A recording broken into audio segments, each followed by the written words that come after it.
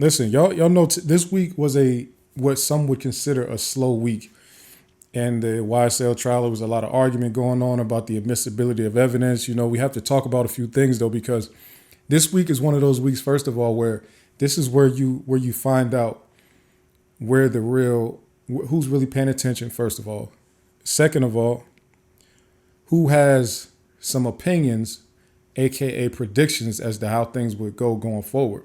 Weeks like this, where there's no jury, there's no testimony, it's just argument, this is where the real content creators get to put their predictions in the atmosphere. And the people who can the people who watch many different shows, y'all can say, okay, sit back and see who was actually correct, who called this a while ago, and who probably was a little bit off base. But it's some things that we definitely have to look at now because and we're actually gonna backtrack to something that happened last week. I took a clip from something that happened last week because I felt like after watching this week, it was extremely important to bring back because the state, remember I told y'all this was supposed to be an unbeatable case. So we're going to get back into that for sure. Chad said, okay, you can multi-stream now on OBS. Did you know? No, I didn't know. I don't normally like the multi-stream anyway, but I am up to date. So if that functionality is available, I will be able to do it. Let's see. Thanks for letting me know, though, just in case I do decide to multi-stream, I will. If I multi-stream, it'll probably be on Facebook. So I'll probably do Facebook and YouTube, because that's where like a lot of my family and stuff, they still use Facebook. So yeah, I would probably do Facebook if I was to do it. Ray Star says, if the wiretaps goes through, they are done. Chaz Focus said for free also, as long as you have the bandwidth. Yep, I definitely got the bandwidth.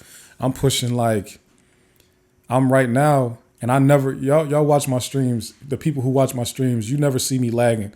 I'm at 7,000 kilobits per second, and that's easy. I'm pushing that through. That's, we have no lagging going on. So shout out to, I ran, and I actually did a video on it because I do DIY content too. I did a video on it, on how I ran my fiber AT&T around my house and to my office, directly into my office, because I didn't want to do Wi-Fi.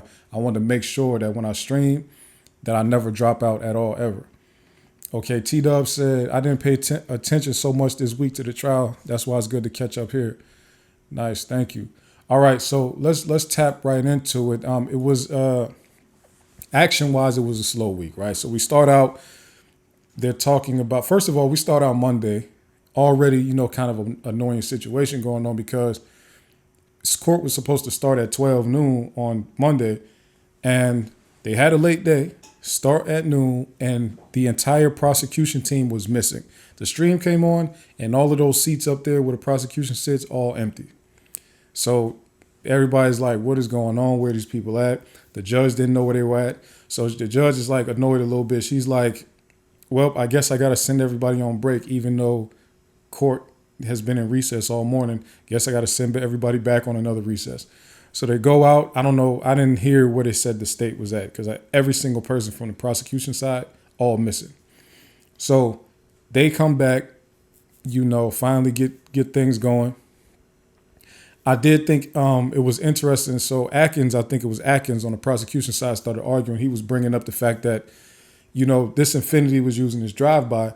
And I just think it's wild because you had witnesses. They had witnesses come up there. So Sammy Davis, the fiend that was in the area when the shooting happened, and then Nuts' friend got shot, one of the victims, they said for sure it was a gray Bonneville that did the shooting.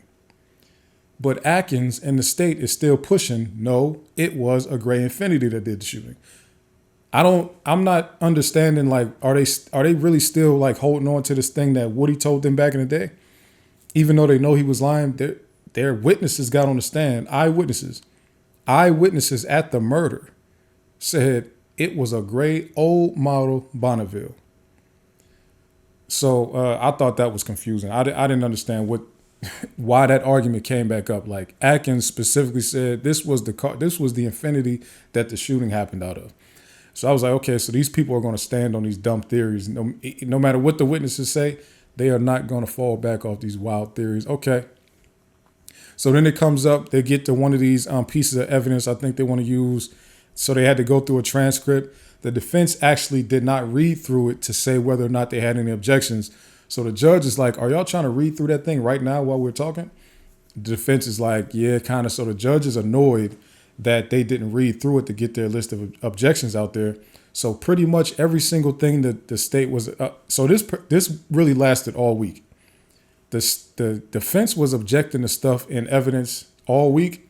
The judge was like, no, she was overruling all of their objections. The judge let in, the judge might have taken out a little bit of Bruton. You know, we heard that come up a lot, and we're going to go through what Bruton is. The judge might have taken out a little bit of like some of that Bruton stuff, but for the most part, she allowed everything in. You know, she allowed so much stuff in, I really couldn't even tell you what was excluded. The judge was saying yes to everything. The only time the judge was like really saying, yes, we could take that out is if the state agreed that they could take it out. Pretty much everything that the state disagreed with the defense on, the judge let it stay in.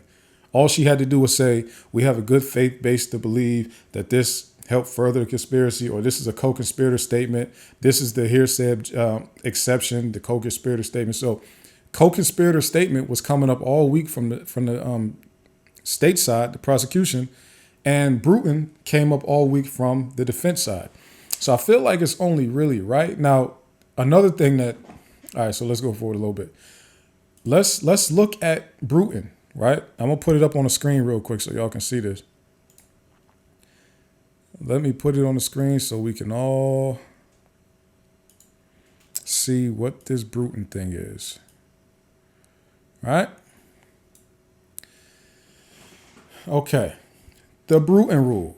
This is for my people who care about like the science of law, right? Who want to get deep into it. It's not just, you know, you can't just look at these cases on the surface, right?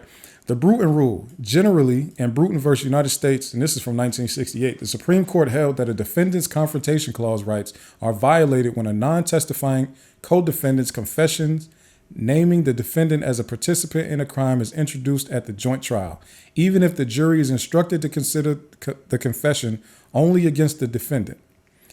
So, and then there's more here. There are some contexts in which the risk. All right, so let me just. So pretty much what they're saying with this Bruton thing is about, right? So Bruton is pretty much saying that because there was this evidence that came in, and it was pretty much, I think it was, one of them was like Yak Gotti saying something like, yeah, they say Shannon did it. They say supposedly Shannon did it, right? Now, the reason that this is an issue is because Yak Gotti is also on trial with these guys, they can't cross-examine him. Right? He won't be a witness in a case against himself, right? So they're not going to get a chance to cross-examine him. And because they can't cross-examine him, it's an issue with the confrontation clause for the other defendants, especially the other defendants that are named in that quote unquote confession, right? So because he named Shannon Stillwell and Shannon Stillwell would not be able to cross-examine him, that is a violation of the Bruton rule. And they're pretty much saying what this Supreme Court said is that pretty much a jury instruction saying that Yak Gotti saying that about Shannon should only be held against Shannon himself and nobody else in the trial, because the Supreme Court said a jury will not be able to distinguish. A jury is going to say pretty much all of y'all are guilty because this one person confessed to this thing and said you did it, so pretty much everybody's guilty. Jury instruction is not a good remedy for it. They also said if you only take the person's name out of that confession, that also is not a sufficient remedy either. You need to remove the existence of that person completely out of the witness's statements. So pretty much, let's just say, because for most of the part, they've just been redacting the person's name, right? So they'll have a sentence, somebody will be speaking, then when they say Shannon, they'll just blank out Shannon's name only, right? According to Bruton, if the statement is coming from somebody that's on trial right now, like let's say Yak Gotti or one of the other co-defendants, the state has to remove the entire statement that is even describing the other person, not just their name. But if I say something like, yeah, it was Shannon, you can't just take out Shannon. You got to take the whole, yeah, it was Shannon. You got to take that whole thing out. That's what Bruton is saying. Take it all out. Don't put anything in there that would make the jury know that you're talking about this co-defendant of yours, right? So it's kind of it's a right for defendants, pretty much to allow it so that one person can't just get up there and be a co-defendant, go in an interrogation room, tell on their friend or tell on their co-defendant, and then not have to do on a stand and point them out and do the same thing in court, right? So the reason that it's not an issue with what Woody, even though Woody is named as a co-conspirator, it's not an issue with him because the defense gets a chance to cross-examine him. So that's the difference. You see the difference between like when they played Yak Gotti's tape versus a Kenneth Copeland. If Yak Gotti says we did it, or if he says Shannon did it, or if he says Thug did it, that's a Bruton violation. They have to take it out. If Woody says it, they can leave that in because now Brian Steele, you get to go up there and cross-examine him. So it's not an issue with the confrontation clause. Okay. So they've been saying Bruton so much, and I just felt like, I don't know if everybody knew what that was, but even if you didn't, I just felt like let's just make sure the good people know what is going on here, right?